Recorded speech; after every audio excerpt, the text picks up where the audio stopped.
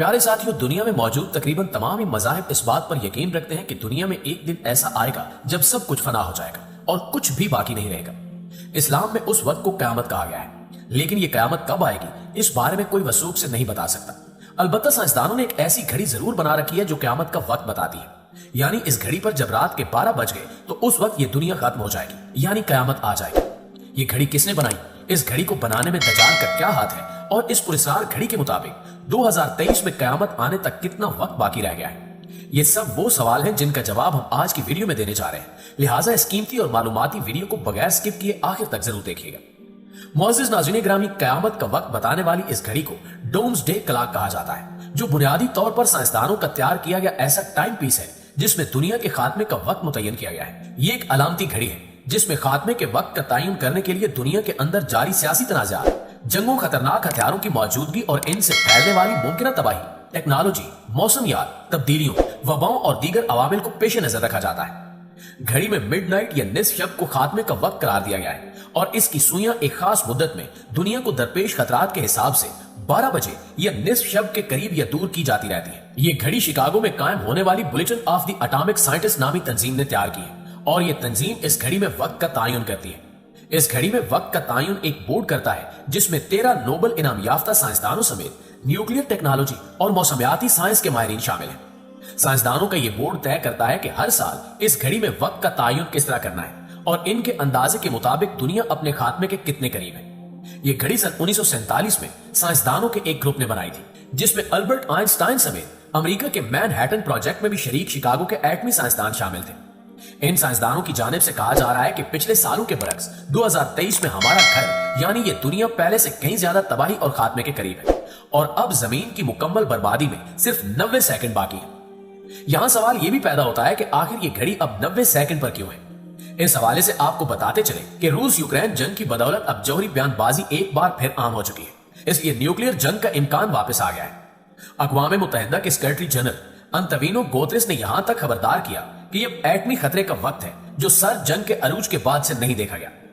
Bulletin के editor John McLean कहते हैं कि यूक्रेन पर रूस के हमले ने जौहरी हयातियाती और कीमियाई हथियारों के इस्तेमाल का खदशा बढ़ा दिया है और इस जंग ने मौसमियाती तब्दीली के हवाले से दुनिया के रद्द अमल को मुतासिर किया है और दीगर आलमी खदशात से निपटने के लिए बैनुल अक़वामी कोशिशों में रुकावट पैदा हुई है।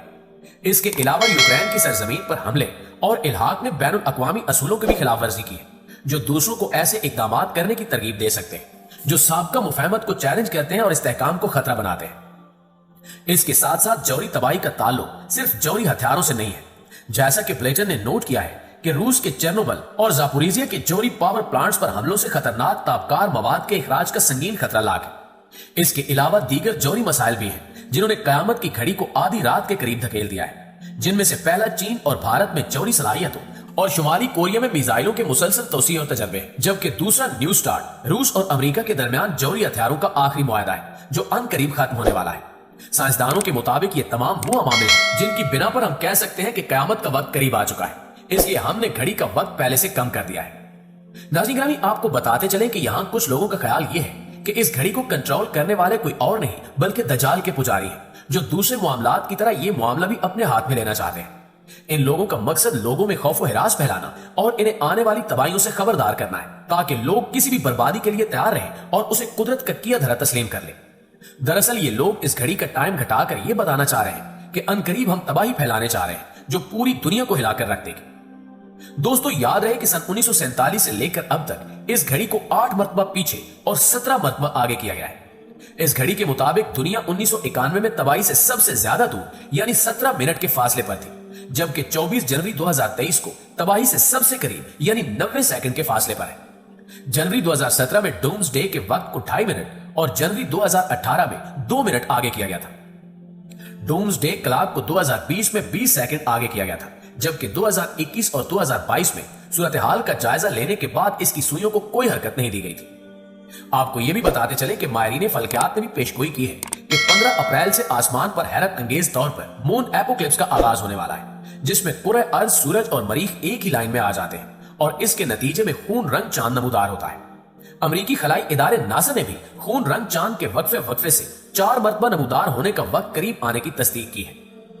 ईसाई बिरादरी का मानना है कि ये कयामत का आगाज और हजरत ईसा अलैहिस्सलाम की आमद की अलामत है। ईसाई मजहब के मानने वालों का यह भी कहना है कि इंजील में इस बात की पेशगोई है कि हजरत ईसा अलैहिस्सलाम की दुनिया में दोबारा आमद और कयामत से पहले सूरज तारीकी में डूब जाएगा, कि हजरत ईसा अलैहिस्सलाम की दुनिया में दोबारा आमद होगी, कयामत से पहले सूरज तारीकी में डूब जाएगा और चांद मुकम्मल तौर पर सुर्ख हो जाएगा।